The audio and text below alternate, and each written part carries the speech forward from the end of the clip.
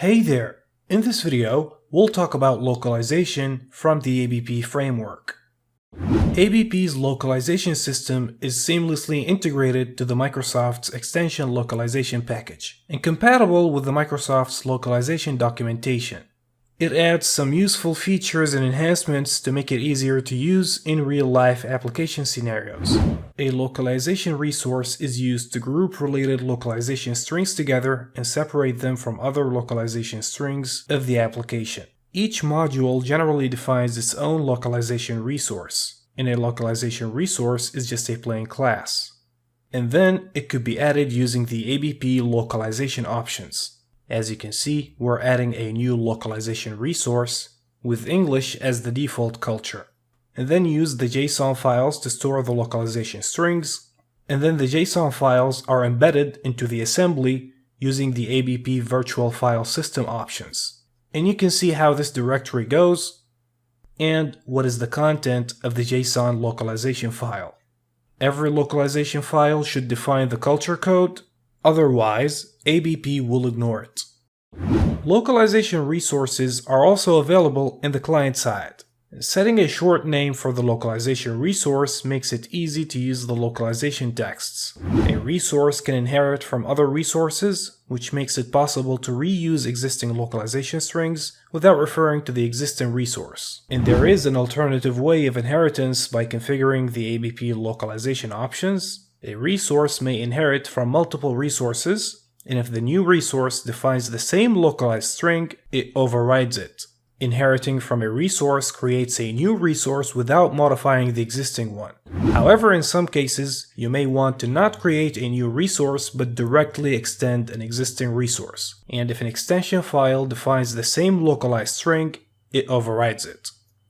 Getting the localized text is pretty standard. Just inject the iString localizer with the type of the resource, and then use that localizer. The format arguments can be passed after the localization key, and to get your localized text in a Razor view or page, you can use the iHTML localizer with your resource type. Some ABP Framework base classes provide the L property, so you can use the localizer even easier. You just set your localization resource in the constructor, and the application service base class will take it from here. And let's see these in action.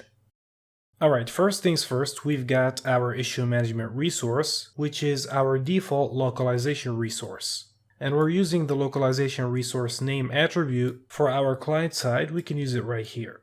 This is in the domain shared layer. And in the module class of it, in the ABP localization options, we can either set it as a default resource, and we're setting the default language as English, and we're also inheriting existing resources by ABP itself, which is the ABP validation resource. And we're also adding the directory of our localization resources, which is the localization folder and then the issue management folder.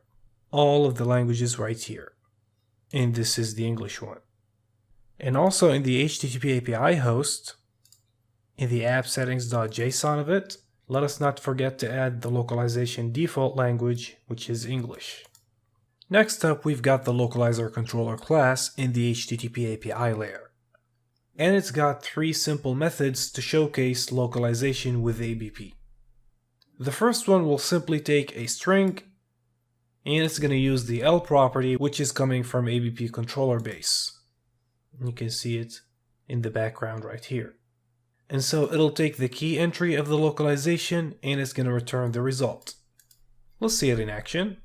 We've got it right here, and in the query, we're sending the permission delete as the localization key, and it returns the result, the name, and the value. If we define the culture, as you can see in the domain shared,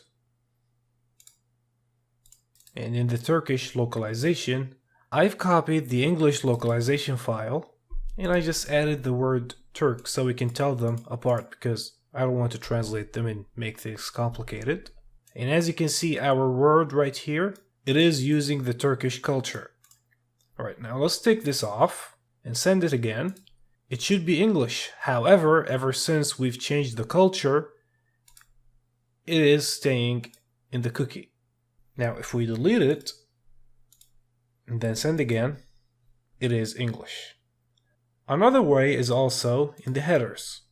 You can make it accept language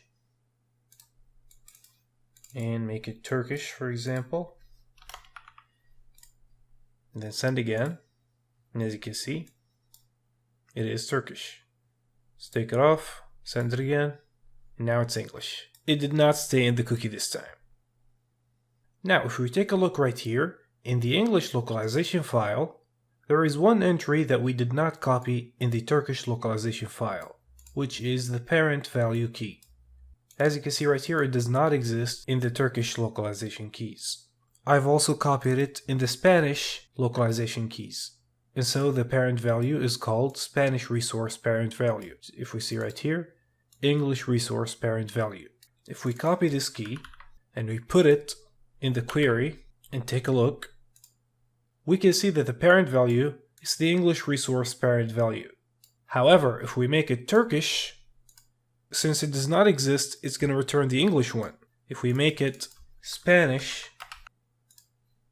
we can see that it returns the one that it finds. However, if we take it off, it is still in the cookie. Let's delete the cookie, put it in Turkish again. We can see that if it cannot find the key of the required culture, then it'll return the key that it finds in the default culture. In the next method, we're using the getAllStrings method that's coming from ABP as well. And it's got two parameters, include parent culture and include base localizers. This is going to get all the strings that we've got and return them in the result. We'll see it in action. So as you can see, both the parameters are false, and it's returned all the localizations right here. And as you can see at the bottom, we've got test1, test1, test2, test2 as for English, which are these. But if we see it in Turkish, we can see that we only have Turk test1. We don't have test2. Now let us change the culture to Turkish and send it again. As you can see, we don't have test2, we only have test1.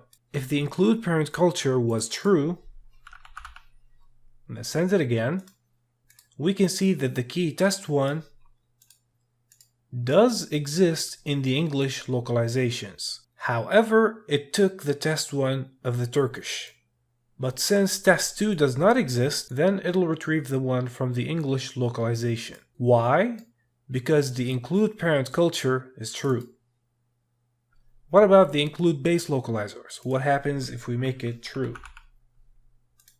As you can see, these are all validation localizations that are coming from the base type that we have added in the ABP localization options in the module class of the domain shared project. Those localization keys are coming from this. So if you set it to true, the localizations coming from the add base types will be shown. And as for the last method, the localize all language, it's going to take the key of the localization and return the result in all the languages. Let us see it in action. It is right here, and it is taking the permission delete as a parameter. Send the request, and we can see the word delete in every language. You can see in Turkish, it is Turk delete. And you can, of course, add your own language. You can find all the languages in the HTTP API host module class. And finally, if you have something like a DDO, like this one, and this required annotation returned an error, which is not localized, how can you localize it? For example, right here, we're creating a new customer group, and if we send the request, you can see it's all English and stuff, and it's all good, it's no problem. However, if we change it to Turkish, and we send the request, we can see that the customer group code is not localized. This is not Turkish, we need to change this one to Turkish. How can we do that? Well, of course, this one is localized right here. The customer group code, the word customer group code is localized. However, in Turkish, it is not localized. I'm going to comment this out. And then I'm going to go to the module class of the HTTP API host module, which is all the way up here. And I'm going to pre-configure the ABP MVC data annotation localization options. I actually copied this from the web host module class. Yeah, we can see it right here. I copied this as is. I moved it to here, and we're only going to need the issue management resource and the issue management application contracts module. These two are enough. And after that, when we want to localize, we can follow one of these formats. And so the display name, colon, the class name, which is the class of the DDO, right here, colon, and then the property name, which is code. And we've translated it to Turkish, and let's see it. Let us resend the request, and you can see its localization. This has been the localization from the ABP framework. Please refer back to the documentation for all the other topics that we could not cover in this video. Thank you for watching, and see you next time.